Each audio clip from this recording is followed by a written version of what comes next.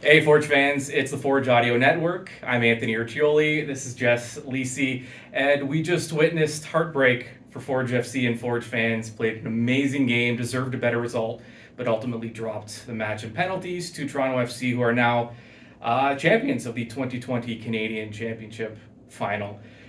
When the game plan goes the way you want, when you're dominant on the ball, and the result just isn't there in a big match like this, it takes time to get over a loss like that, but also you have to feel good about the effort. Yeah, for sure. It definitely is the hardest way to lose in PKs.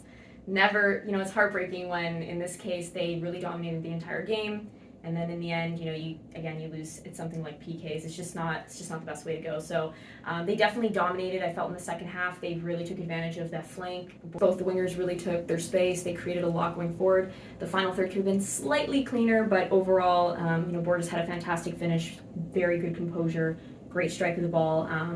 But yeah, overall, I definitely thought Forge was the better team. When you get into penalties, when you're taking a penalty, do you know what you're doing going in? Do you have a plan already? Are you looking at the goalie at all, or is it this is what I'm doing and I'm just keeping my head down and going in with a plan? For me personally, I always had a game plan going in. I always went the exact same way. I never switched it up. I never wanted to psych myself out. Sometimes you get too caught up in the moment. Right. You put all that pressure on your shoulders. You get psyched out by the keeper. Sometimes it's as simple as their eye contact that throws you off. So definitely going in with the plan is always great. It helps you calm down in that moment and really stay focused. So I definitely think a lot of the men going in tonight, they had a game plan going into the shot, but sometimes it just doesn't go your way.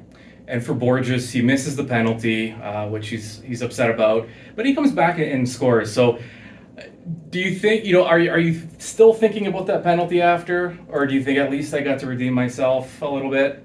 I think if you're a quality player like Borges, you'll always be hard on yourself regardless of what you've done great. So I think he might be focusing on that, but at the same time he can't dwell on it. He did do great afterwards. He created a lot for Forge in that final third, and again he scored that goal to allow them to get back into the game. So I think at the end of the day he can't be too hard on himself. All right, and let's go down now. Head coach and technical director of Forge FC, Bobby Smirniodis, is at the microphone.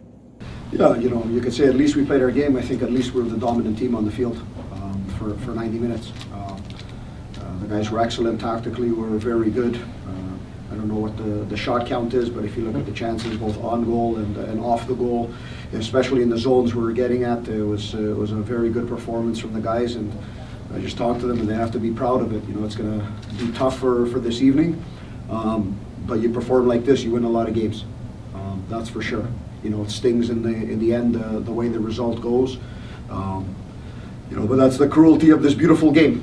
That's why we love it, and that's why I think for a lot of people who were sitting in the stands today, I think they walk away from here being quite entertained. And it's a great night for Canadian soccer. Obviously not what Forge wanted, but I think we have to look at it sometimes in a bigger picture. And I think you've seen two clubs out there who played football, two clubs that play their brand of football. We stuck to our football, and as a neutral, you don't know what the difference in the teams are. Go ahead. Charlie, CPL. Bobby, can you just speak to a little bit about how you go down early in the first half and 2 minutes later you've equalized and you've got control of the ball again? Just speak to how impressed you are with your team's ability to get back in that. Yeah, the biggest thing we talked about is whichever way the game goes, we have to stick to what we originally have talked about. Whether it goes well to start, whether it doesn't go well, or even in the run of play of the game.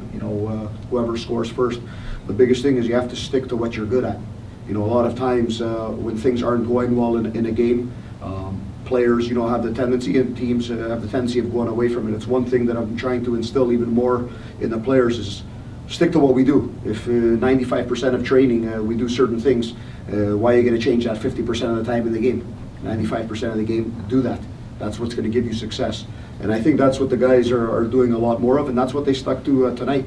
And I think tactically, we read the game well. The guys executed it very well. The first 25 minutes, TFC was in the diamond, so we had prepared for a diamond and in a three. And I thought we were dominant while they were in the diamond because the guys did excellent getting into the right zones, and then we did the same thing once they switched into the three. So I thought the guys were brilliant on that end.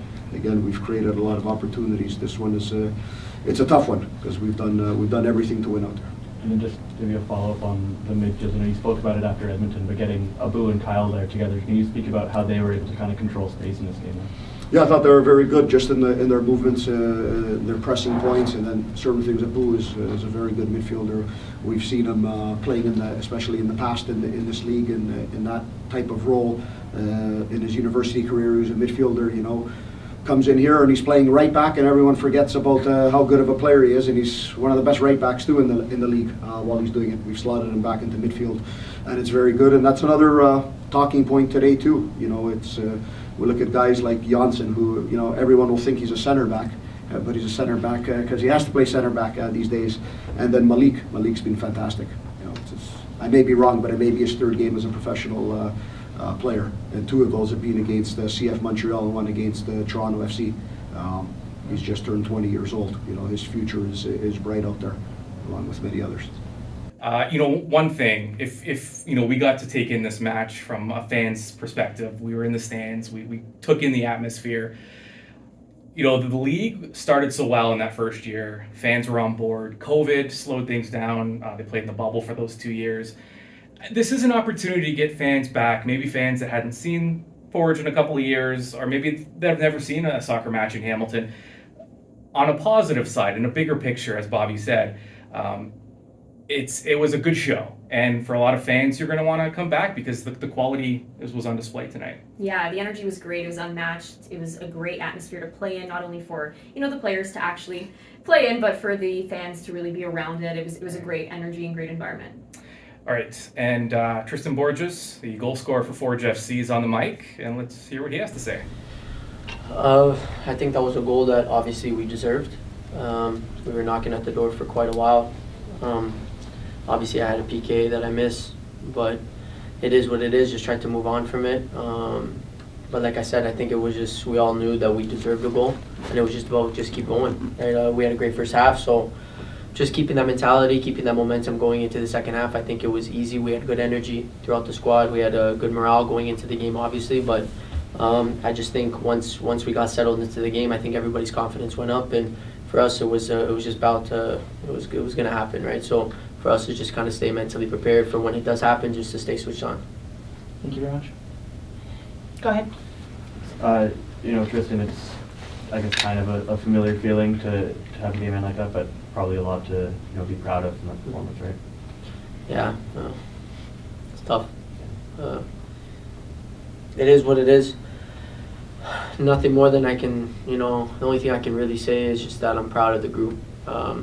Like I said, you know, in the past couple times I've been up here and having to talk, it's been a lot of ups and downs already in the beginning of the season, but for us to bounce back the way we've been doing is unbelievable. All the credit is really, you know, going to the team right now, and whether I score or whether I don't, for me it's just if we can win. I think everybody kind of knows that's how I am, right? But the game's over with. You know, it's gonna sting for quite a while just knowing how it ended. You know, I think we deserved a little bit more, but very, very proud of the guys. I mean, I could sit up here and just continuously say that because I mean, you know, you watched the game, you saw what we did, and just for us to keep the momentum going into the season. You know, we have important games.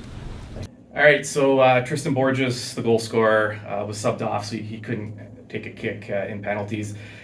The positive, though, is Forge can now focus on the league. They have no more Canadian Championship matches, no CONCACAF. It is strictly CPL, and they face a big test against first place Pacific. So next match for Forge at home next Sunday, 4 o'clock Pacific FC. Huge test for Forge, and a game like this can at least build some confidence. I mean, when you can outplay an MLS club, you have to feel pretty good going into your next match against Pacific, I would think. Definitely. They should definitely feel confident going into the next match, bring everything they did tonight, stick to the game plan, and just bring the same energy.